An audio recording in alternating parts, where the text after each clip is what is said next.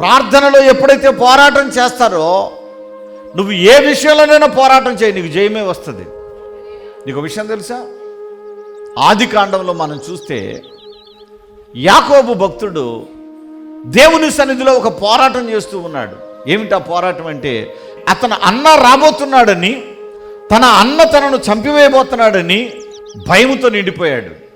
నిండిపోయి ఆ రాత్రి అందరిని పంపేసి ఒకే ఒక్కడు యబ్బోకు రేవు దగ్గర ప్రార్థన చేయటం మొదలుపెట్టాడు. ఏం చేస్తున్నాడు? ప్రాణభయంతో ఉన్నప్పుడు ఏం చేస్తున్నాడు? ప్రార్థన చేస్తున్నాడు. ఎప్పుడైతే ఈ ప్రార్థన చేస్తున్నాడో, ఈ ప్రార్థన ఎక్కడికి వెళుతుంది? దూపం వల్ల అలా పైకి వెళ్ళిపోతుంది. కొన్ని మనకు కనపడవు. అలాగే ప్రార్థన అనేటువంటి ఆ దేవుని శక్తి కూడా మనలో నుండి వెళ్ళి ఆ శక్తి పరలోకం వెళ్ళే సంగతి లోకంలో ఎవ్వడికి కనపడదు. అది కనపడకనే ఇప్పుడు ఈ బాధలంతా. ఇప్పుడు ప్రార్థన అనేది పైకి వెళుతుందా, అక్కడే ఆగిపోయిందా, మధ్యలోనే ఉండిపోయిందా, లేకపోతే నా దగ్గరే పక్కన కూర్చుందా అనే సంగతి నీకు కనపడితే అప్పుడు ప్రార్థన, అప్పుడు కూడా ఎక్కువ మంది చేయరు. ఏమోలేండి, నా ప్రార్థన ఎప్పుడు పక్కనే కూర్చుంటుంది, అప్పుడు కూడా మానేస్తారు ప్రార్థన. ఈ ప్రార్థన కనబడదు, కానీ పరలోకం అలా వెళ్ళిపోతూ ఉంటుంది దూపం వల్లే. మీరు గమనించండి, అది వెళ్ళి దేవునిలో లీనమైపోతుంది. ప్రార్థన ఎక్కడ వెళుతుంది? దేవుని దగ్గరికి వెళ్ళిపోతుంది. ఎప్పుడైతే యాకోబు ప్రార్థన చేస్తున్నాడో, ఈ ప్రార్థన పరలోకం వెళ్ళిపోయింది. అక్కడి నుండి దేవుడే వచ్చేసాడు. అసలు చూడండి, దేవదూతలు కాదు, దేవుడే వచ్చేసాడు. ఒక మనిషి ప్రార్థన చేస్తే ఆ ప్రార్థనలో యాకోబు ఏమడుగుతున్నాడనంటే, నీవు నన్ను దీవిస్తేనే నేను నిన్ను విడిచిపెడతా, లేకపోతే విడిచిపెట్టను. నువ్వు అడగలవట్లా? ప్రభువా, నేను నీ సన్నిధికి వచ్చాను ప్రభువా, ఎట్టి పరిస్థితుల్లో మీరు దీవించాల్సిందే, మీరు దీవించకపోతే నేను విడిచిపెట్టను, ఇదే విషయాన్ని పదే అడుగుతా అని ఎప్పుడన్నా ప్రార్థన చేశారా? చెయ్యాలలాగు. నువ్వు ఒకటి అడిగావు, అది నీకు దక్కలా, దక్కే వరకు అడుగుతూనే ఉండాలి. విసుగు పుట్టకూడదు. నీకు విసుగు చెందావా, ఆశీర్వాదాన్ని కోల్పోతావు. కార్యంశెట్టి యేసమ్మ గారు వీరు గొల్లపాలెం నుంచి రావడం జరిగింది. 9 ఏళ్లుగా చీకటి శక్తులతో వీరు పీడించబడుతూ ఉంటారు. దురాత్మ శక్తులు వీరిని బాధిస్తూ ఉండగా ప్రతి 5 నెలలకోసారి భూత వైద్యులను కలిసేవారంట. శరీరంలో అనారోగ్య పరిస్థితులను బట్టి తరచుగా హాస్పిటల్కి వెళ్ళి చూపించుకుంటూ ఉండేవాళ్ళు. ఏమాత్రం స్వస్థత లేదు. శారీరకంగా వీరు అనారోగ్యంతో క్షీణించిపోతూ ఉన్నటువంటి పరిస్థితి. ఒక రోజున ఈ సహోదరి అనుకున్నారు, ఈ గుంటూరులో జరుగుతున్న పరిశుద్ధాత్మ అభిషేక అంజూర పండుగలో పాల్గొని దైవజనులను కలుసుకుని వారి చేత ప్రార్థన చేయించుకోవాలి, వారి తైలం పోసి అభిషేకిస్తే నన్ను పీడించే ఈ దురాత్మ శక్తులు నన్ను విడిచిపోతాయని చెప్పేసి విశ్వాసం ఉంచి యేసమ్మ గారు మరి గొల్లపాలెం నుంచి గుంటూరుకు వచ్చి పరిశుద్ధాత్మ అభిషేక అంజూర పండుగలో పాల్గొని దైవజనులు క్రీస్తు రాయబారి గారి చేత తైలములతో అభిషేకించబడి ప్రార్థన చేయించుకుని వెళ్ళడం జరిగింది. ఆనాటి నుంచి వీరిని బాధిస్తూ ఉన్నటువంటి అంధకార శక్తులు దూరమైపోగా ఇంట్లో శాంతి సమాధానాలు, నెమ్మది కలిగి, శరీరంలో ఆరోగ్యం కలిగి ఈ రోజున సంతోషిస్తూ ఉన్నారు. గతంలో 9 ఏళ్లుగా ప్రతి 5 నెలలకోసారి వీరు భూత వైద్యులను కలిసేవారు. దాదాపుగా ఇప్పటికీ 2 సంవత్సరాల దగ్గర అవుతా ఉంది. మరలా నేను హాస్పిటల్ మెట్లు ఎక్కలేదు, ఇంకా భూత వైద్యులను సంప్రదించలేదు. కేవలం దైవజనులు ప్రార్థించి ఇచ్చిన ప్రార్థన తైలం ప్రతిరోజు నేను త్రాగుతూ విశ్వాసంతో రాసుకుంటూ ఉన్నాను. దేవుడు నన్ను బాగు చేసి ఈ రోజున క్షేమంగా ఉంచాడు అని చెప్పేసి కార్యంశెట్టి యేసమ్మ గారు గొల్లపాలెం నుంచి మన మధ్యకి వచ్చి సాక్ష్యం పంచుకుంటున్నారు. గట్టిగా చప్పట్లతో ప్రభుని స్తుతిద్దాం. పరిశుద్ధాత్మ అభిషేక అంజూర పండుగ జరుగు స్థలముల వివరములు. గుంటూరులో మే నెల 17వ తేదీ ఆదివారం మధ్యాహ్నం 3 గంటల నుండి జరుగును. స్థలం LEM high school ground, lodge centre, Brodipet, Guntur. Tadepalli గూడెంలో మే నెల 18వ తేదీ సోమవారం ఉదయం 8 గంటల నుండి జరుగును. స్థలం Renuka function hall, flyover bridge ఎదురుగా, కొండయ్య చెరువు రోడ్, కడగట్ల, తాడేపల్లి గూడెం. వైజాగ్లో మే నెల 19వ తేదీ మంగళవారం ఉదయం 8 గంటల నుండి జరుగును. స్థలం సుబ్బలక్ష్మి కళ్యాణ మండపం, శ్రీకన్య థియేటర్ ఎదురుగా, railway new colony, Subbalakshmi Nagar. కాకినాడలో మే నెల 20వ తేదీ బుధవారం ఉదయం 8 గంటల నుండి జరుగును. స్థలం universal community hall, Gandhinagar, Mohammed Ali street, Kakinada. మాచర్లలో మే నెల 20వ తేదీ బుధవారం ఉదయం 8 గంటల నుండి జరుగును. స్థలం మానుకొండ కళ్యాణ మండపం, మున్సిపల్ ఆఫీస్ దగ్గర, మాచర్ల, పల్నాడు జిల్లా. పాలకొల్లులో మే నెల 21వ తేదీ గురువారం ఉదయం 8 గంటల నుండి జరుగును. స్థలం కిరాణా మర్చెంట్ అసోసియేషన్ బిల్డింగ్, బస్టాండ్ వెనుక, శ్రీనివాస డీలక్స్ రోడ్, పాలకొల్లు.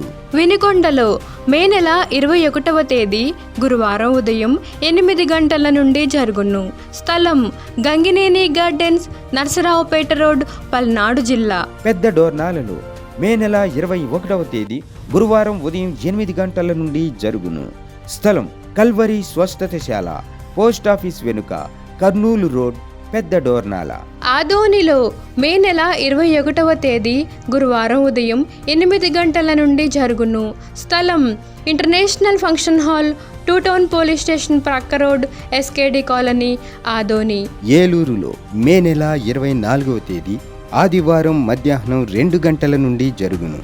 స్థలం Subhalekha convention, Kandrikagudem centre, Chintalapudi road, Eluru. రాజమండ్రిలో మే నెల 25వ తేదీ సోమవారం ఉదయం 8 గంటల నుండి జరుగును. స్థలం Lutheran church ground, Jampeta, church gate, Apsara theatre దగ్గర, రాజమండ్రి. అనంతపురంలో మే నెల 25వ తేదీ సోమవారం ఉదయం 8 గంటల నుండి జరుగును. స్థలం Sri Padmavati function hall, old Ramana Ramesh theatres, old town, Anantapuram. నూజివీడులో మే నెల 26వ తేదీ మంగళవారం ఉదయం 8 గంటల నుండి జరుగును. స్థలం కృష్ణా విలాస్ ఫంక్షన్ హాల్, బంగినపల్లి తోట, Krishna Vilas Nagar, opposite Saint Thomas high school road, Nuzvid. భీమవరంలో మే నెల 27వ తేదీ బుధవారం ఉదయం 8 గంటల నుండి జరుగును. స్థలం Lutheran high school ground, municipal office దగ్గర, భీమవరం. నరసరావుపేటలో మే నెల 27వ తేదీ బుధవారం ఉదయం 8 గంటల నుండి జరుగును. స్థలం Paradise function hall, Ravipadu road, hotel 6 ఎదురుగా, నరసరావుపేట, పల్నాడు జిల్లా. బాపట్లలో మే నెల 28వ తేదీ గురువారం ఉదయం 8 గంటల నుండి జరుగును. స్థలం ఎంఎస్ఆర్ కళ్యాణ మండపం, జమ్ములపాలెం రోడ్, బాపట్ల. ఈమెకి బ్రెయిన్లో బ్లడ్ క్లాట్ అయిన పరిస్థితిని బట్టి ఈ యొక్క ఎడమ చెయ్యి లేవలేని పరిస్థితి, చెయ్యి పడిపోయింది. అట్లాంటి పరిస్థితుల్లో ఈమె హాస్పిటల్కి అయితే తీసుకుని వెళ్ళారు. ట్యూమర్స్ ఉన్న కారణంగా ఆ చెయ్యి అలాగున అయిపోయిందని చెప్పేసి వైద్యులు చెప్పారు. ఆ తరుణంలో ఈ సహోదరి అనుకుంది, దేవా నేను నీ సన్నిధికి వచ్చి నీ పని కొరకు ఒక 5,000 కానుక చెల్లించి నీ సువార్తను ప్రకటిస్తాను నాయన. నా చెయ్యి యథావిధిగా వచ్చేటట్టు, నాకు వచ్చిన ఈ బాధ నివారణ అయిపోయేటట్టు సహాయం చేయను ఆయన. కన్నీటితో ఆ బెడ్ మీద ఉండి ఆ హాస్పిటల్లో ఉన్నటువంటి ఆ పరిస్థితిలో ఈమె పశ్చాత్తాపంతో దేవుని సన్నిధిలో ప్రార్థించి, ఇదిగో తండ్రి నన్ను బాగు చేస్తే ఖచ్చితంగా వచ్చి నేను సాక్ష్యం చెప్పుకొని ఒక కార్యక్రమానికి నేను అనుకున్న ప్రకారంగా ఆ మొక్కుబడి తీర్చుకుంటాను ఆయన అని చెప్పేసి వీరు తీర్మానం చేసుకుని ఉన్నారట. దేవాదేవుడు అద్భుత రీతిగా ఈమెకు స్వస్థతనిచ్చాడు. నా చెయ్యి నాకు యథావిధిగా వచ్చేసింది.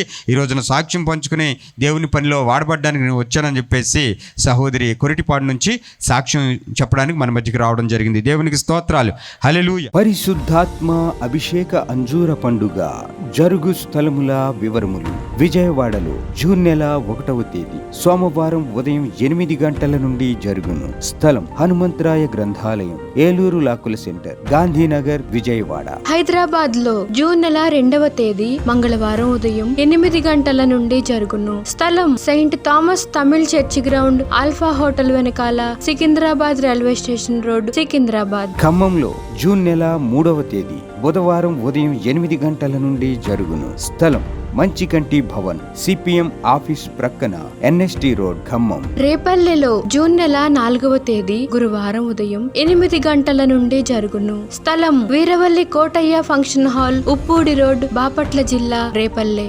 ఆత్మకూరులో జూన్ నెల 4వ తేదీ గురువారం ఉదయం 8 గంటల నుండి జరుగును. స్థలం డైమండ్ ఫంక్షన్ హాల్, బస్టాండ్ కు దగ్గరలో, నంద్యాల టర్నింగ్ వద్ద, ఆత్మకూరు. ఒంగోలులో జూన్ నెల 8వ తేదీ సోమవారం ఉదయం 8 గంటల నుండి జరుగును. స్థలం కాపు కళ్యాణ మండపం, బస్టాండ్ దగ్గర, ఒంగోలు. నెల్లూరులో జూన్ నెల 9వ తేదీ మంగళవారం ఉదయం 8 గంటల నుండి జరుగును. స్థలం జిపిఆర్ గ్రాండ్, ముత్తుకూరు గేటు దగ్గర, మినీ బైపాస్ రోడ్, నెల్లూరు. నంద్యాలలో జూన్ నెల 10వ తేదీ బుధవారం ఉదయం 8 గంటల నుండి జరుగును. స్థలం JK function hall, Salim Nagar, municipal office దగ్గర, నంద్యాల. కర్నూలులో జూన్ నెల 11వ తేదీ గురువారం ఉదయం 8 గంటల నుండి జరుగును. స్థలం YMCA గ్రౌండ్, రాజ్ థియేటర్ ఎదురుగా, RS రోడ్, కర్నూలు.